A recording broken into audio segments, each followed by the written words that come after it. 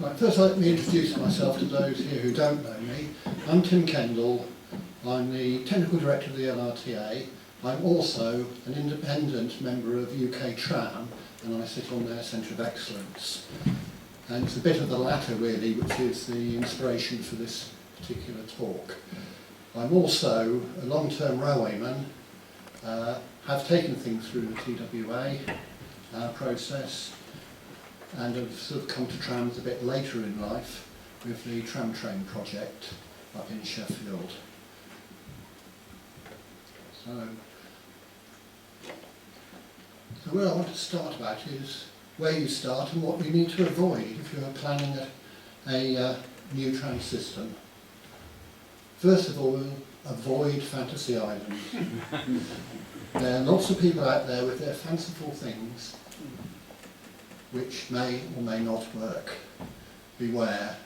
So you do need to be realistic and cautious. There's a reason why Treasury adds 100% optimism bias to the early stages of tram schemes. They all overrun, as do most infrastructure schemes in this country as well. So it's not just trams, it's railways and a lot of other ones. In recent past, trams have actually done better than a lot, but not when you look at the very first estimate, because you just don't know enough information at that point. And if it seems too good to be true, something you're offered, why hasn't it been adopted elsewhere? So do remember, do not decide on the technology before you've actually determined what you're after in terms of transport need. And that is a very important thing, and that comes out in what I'm going to look at next, which is the UK Trams Routemap for Sponsors. This is a guide which I led the development of, but was assisted by some very competent and able people who have all done the job, got the t-shirt, or several of them, and they really know what they're talking about. And it's been thoroughly reviewed by the other expert members within the Centre of Excellence at UK Tram. Again, all people who have done their bit. So, the guide describes the process you need to go through, and it starts where it should do with the transport case. Is there a case? Then looks at feasibility, and then only then does it look at the mode choice. Business case. What is considered one of the problems in this country is the statutory processes, but I'll come to explain why they're actually very important. And then you can get on with the implementation. The roadmap has actually got a nice little roadmap within it. It's got a full flow chart of the whole process. And if you get the roadmap, which is online on the UK Tram website, there's some of my cards over there, and there's a QR code on the back which will take you to the roadmap, or the route map. And each of those boxes, you just click on them, and then it takes you to further detail within the descriptions of what it's all about. So on that basis, it really does help you go through the process and understand the process. So, first of all, is you need to actually understand what you're trying to do. Ask the question, is there really a need for improved public transport? Most of the place, yes there is, but you've got to ask that, and what the quantum of the improvement that is required. So you need to identify the drivers behind the transport need, such as those I mentioned there, such as residents, commercial developments and the like, and also using an appropriate model, actually forecast what the demands are. In a big conurbation, the local transport authority or combined authority should have or should be developing a strategic transport model for their area, and that is the type of process you'd use to actually determine what the demand levels will be. And then you can look at the appropriate mode, which can vary from a cycle route is all you need to a suburban railway. We're here to talk about trams, but trams only really fit into one smallish element within that whole range of transport needs. And that is where you've got the peak passengers of about 3,000 to 11,000 passengers per hour per direction. Above that you're into the light metro and the suburban railway. Below that, buses are probably all that is required, despite the pollution, both tailpipe and non-tailpipe, that they give us. Then, before you can actually decide on a tram, is it actually feasible? You can come and ask us at the Centre of Excellence and we'll give you a view on how to take it forward. If it does look as though it's a possibility, get a feasibility study done. Bath has done a brilliant pre-feasibility study done by one of my earlier employers, Atkins, because it actually looked at the right things and came up with 4 possible routes that needed further investigation. If the feasibility is good, have you got a business case? There's a transport case, a feasibility, then look at the business case. And also where you're going to fund it from. My friend Daniel Giblin will talk about that probably in a moment. And then, what powers you will need. You need to think about powers right from the start, because they will guide you through the processes you have to do. But they can give you planning, land purchase rights, affecting people's rights, personal and public. Also can give you protection against actions of nuisance and the ability to make bylaws. You have to do listed building and conservation area consent separately because they weren't included within the Act at the time. All that's good. You won't get anywhere though if you haven't got a few of these. Political support.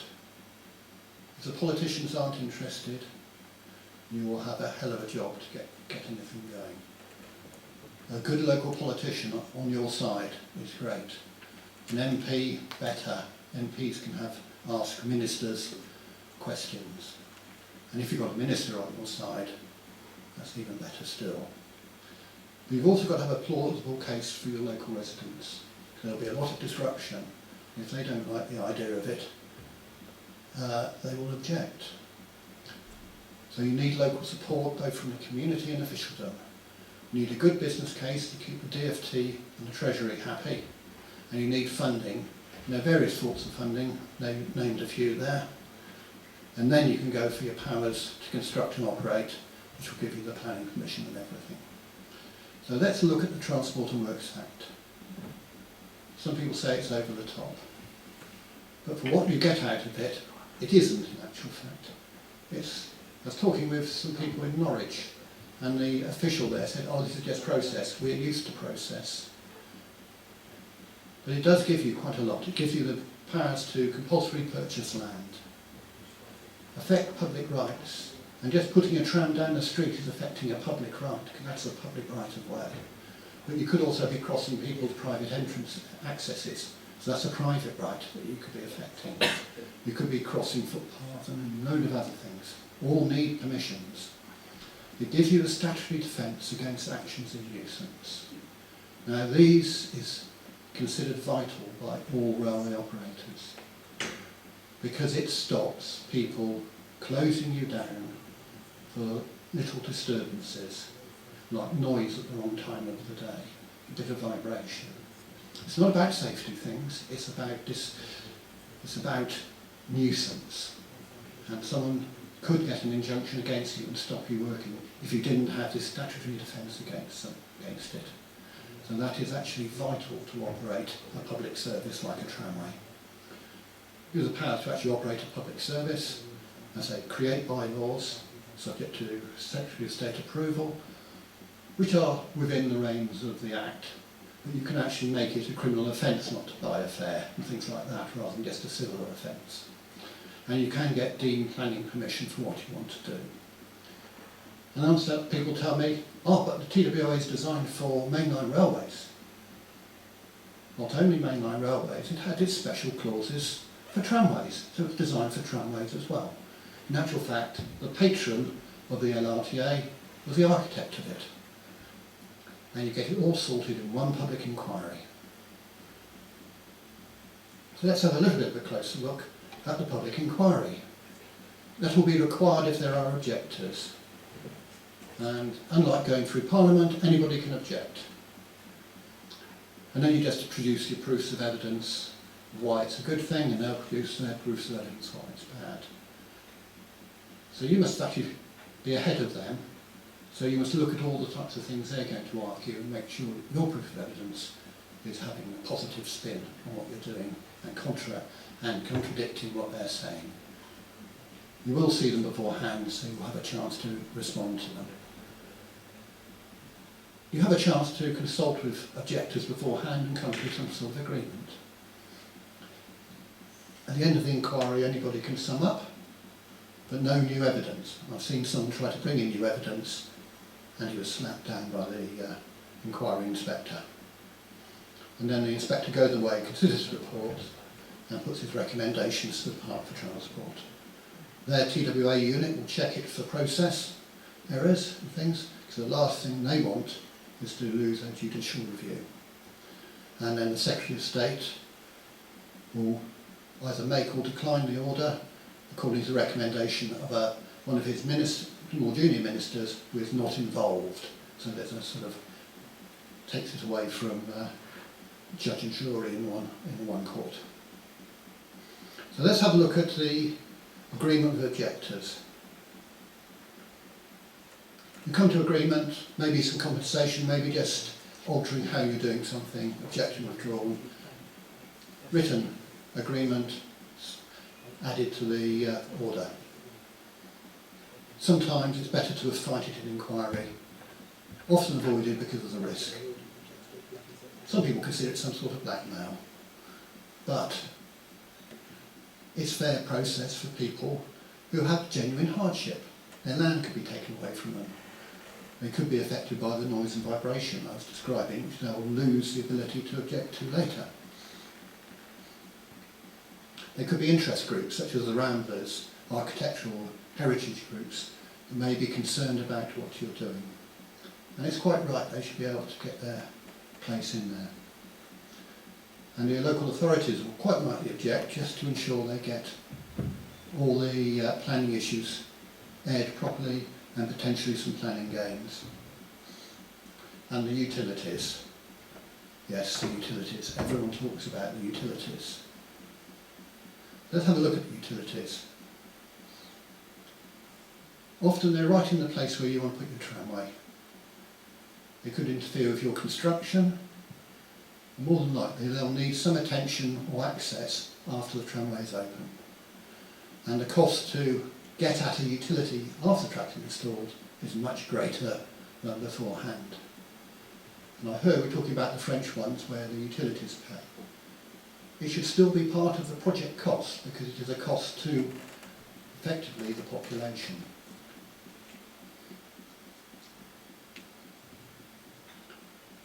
As I said, often it's said that it should be with the utilities. But why? They're in the road legally.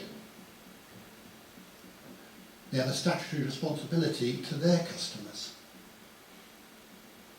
As private companies, extra costs they'll pass on to their customers because their shareholders won't want to lose out just because somebody else is doing something to their utility.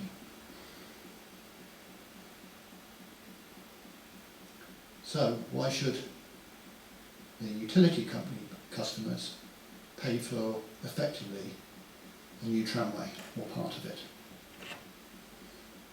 And do bear in mind that statutory undertaker will be a formidable objector in inquiry because they are statutory bodies in themselves.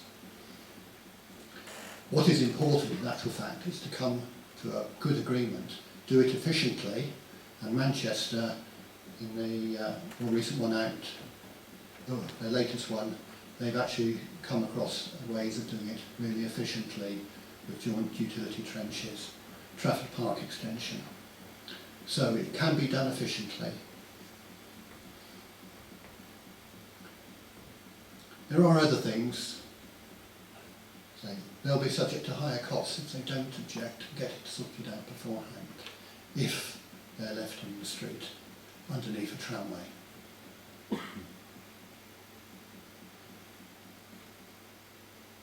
So there are options. One is to move it beforehand, as we seem to do every time, which I think is right actually.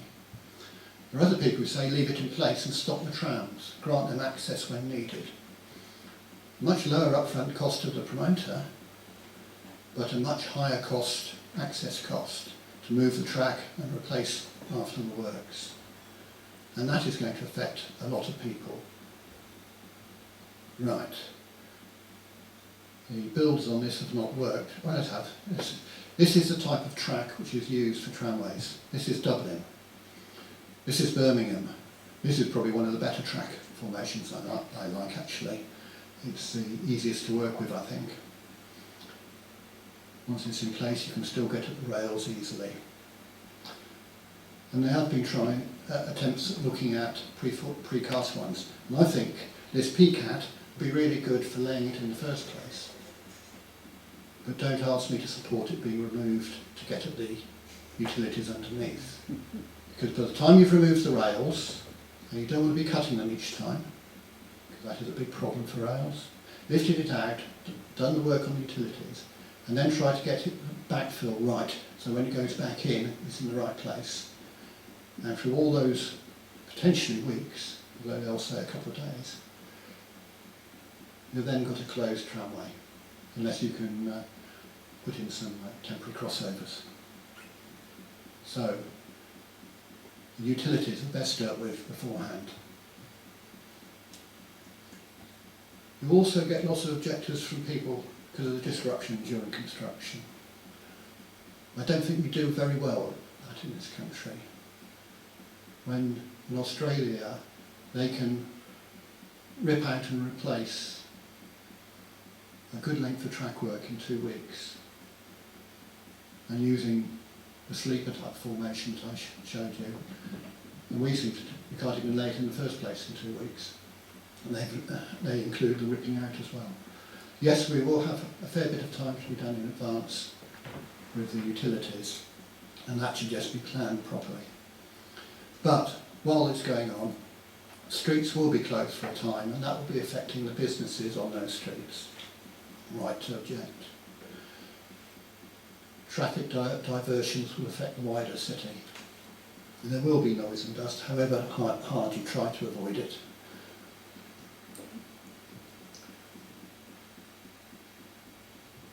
So, the TWA gives you the necessary powers to construct and operate the tramway. It enables you to acquire any land required compulsorily, so you can't be held to ransom by a landowner. You'll pay him a fair price, by the way, but you won't be held to ransom. It will give you the statutory defences that you need against actions in nuisance, bylaws and secure planning permission, all in one uniform process. And it's been used a lot of times, and it doesn't always take forever. For the tram train project, there was a small area where they reckoned they needed a TWA. They didn't have to have an inquiry because there were no significant objections, if any. But it was to sort out the appropriate rights and make sure that bit of railway was tramway, not railway, because there was a pedestrian or a level crossing on it. I believe it took 4 months from start to finish. The TWA I did for the East London Line Southern Extension was in inquiry for 4 days. We did very good consultation up front, and upfront consultation is absolutely vital. Talk to people. If you tell people what you're really going to do, they won't sit down and invent it for you, because that's what they will do, and what they invent will not be either what you're thinking of doing or anything close to it, being much worse. And also listen. If you listen to people, you actually find out what's important to them, And you might actually find out what you can do, a little tweak here, a little tweak there, makes them happy, doesn't add to the cost, and makes it a lot smoother process. And that is what we did on the East London line. We talked to everybody, explained what we're going to do. And we had remarkably few objections, about 45, 46 I think, and half of those came from one estate. We went and saw one objector, and he just told me we were going to put him out of business. I couldn't see why. Eventually he explained it. We could solve his problem very easily. He was sceptical whether it would actually happen that way, but it's all about blocking the entrance to his unit by lorries waiting to get into the site. The site was big enough to be able to have a compound within the site, and it was also big enough to have someone on that 24 hours a day, so it could be controlled. So listen to people, talk to people is probably the best way of getting what you want to do going forward.